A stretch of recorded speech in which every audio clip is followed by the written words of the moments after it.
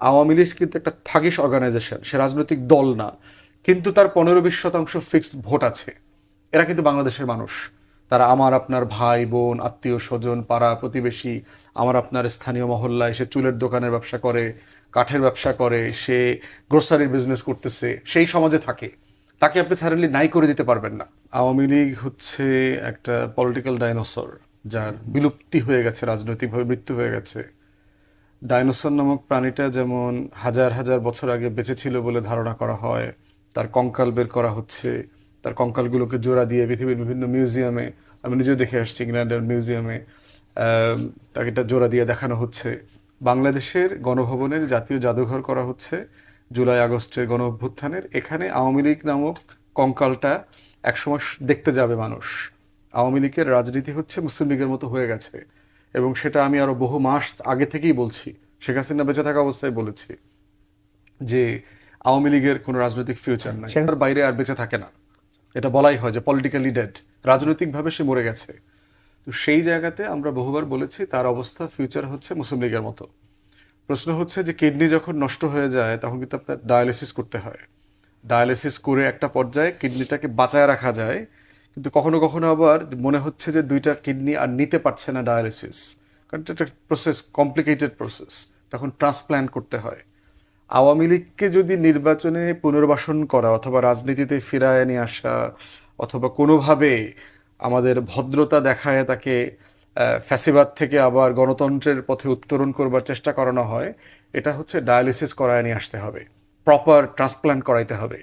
সেই ট্রান্সপ্ল্যান্টের প্রসেস কি সেটা আমরা বারবার বলেছি, সেটা হচ্ছে যে বাংলাদেশের আওয়ামী লীগ জাতীয় পার্টি এবং 14 দলের রাজনৈতিক এবং নির্বাচনী ভবিষ্যৎ বিষয়ে একটা গণশুনানি হওয়া উচিত আমাদের পার্লামেন্টের স্ট্যান্ডিং কমিটিতে, এবং সেটা ওপেন হইতে হবে।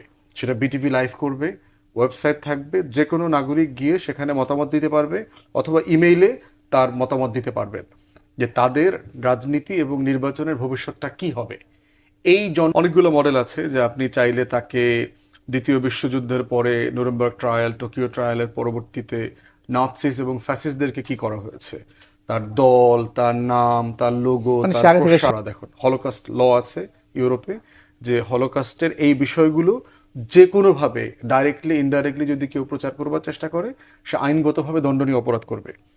দ্বিতীয় অপশন হচ্ছে যে আওয়ামী লীগের ব্যাপারে সে গণশুনানিতে আসতে পারে যে আমরা দক্ষিণ আফ্রিকার মডেলে যাব। নেলসন ম্যান্ডেলা বেরিয়ে এসছেন, হোয়াইট পার্টির সাথে ডি ক্লার্কদের সাথে বসছেন, নেগোশিয়েট করেছেন, যারা কৃষ্ণাঙ্গদের উপর জুলুম নির্যাতন করেছেন এমন টপ ক্রিমিনালদেরকে বিচার করে একটা জেনারেল অ্যামনেস্টি, সাধারণ ক্ষমার মধ্যে নিয়ে এসে জাতিকে ঐক্যবদ্ধ করে ফেলেছেন। সেটা হতে পারে, কারণ মাথায় রাখতে হবে যে আওয়ামী লীগ কিন্তু একটা থাগিস অর্গানাইজেশন, সে রাজনৈতিক দল না, কিন্তু তার 15-20% ফিক্সড ভোট আছে। এরা কিন্তু বাংলাদেশের মানুষ।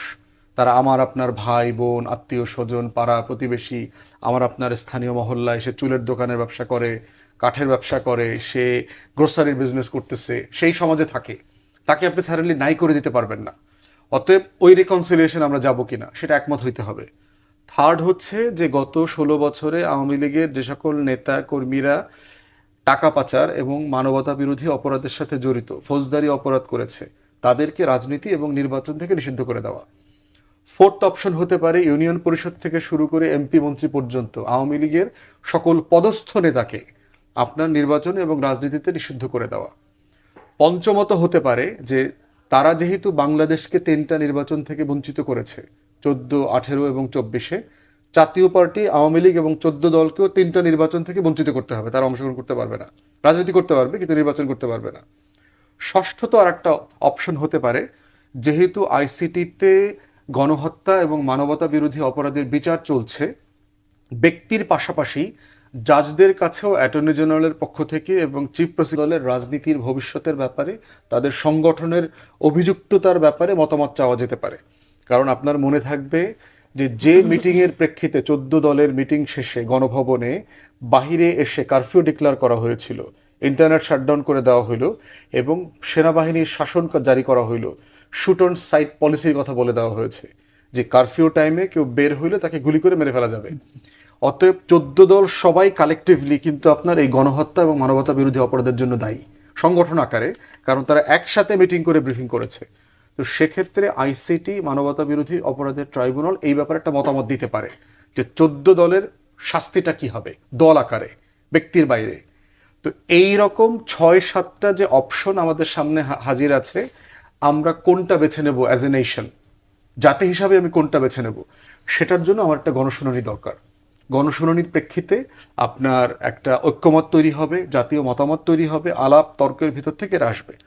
গণশুনানির এই 6-7টা অপশনকে দিয়ে আপনি রেফারেন্ডামও দিয়ে দিতে পারেন যে ইউনূস সরকার, আওয়ামী লীগ, জাতীয় পার্টি, 14 দলের ভবিষ্যৎ কি হবে, ব্যান করে দেব, রাজনীতি নিষিদ্ধ করে দেবো, এটা করবো সেটা করবো সেটা করবো, এই 6-7টা অপশন দিয়ে দিবে। জনগণ ডিসাইড করুক পাবলিকলি যে মানুষ কি চায়, আওয়ামী লীগ, জাতীয় পার্টি এবং 14 দলের ভবিষ্যৎ হোক। এটাই হচ্ছে মোস্ট ডেমোক্রেটিক এক্সারসাইজ হবে এই ব্যাপারে।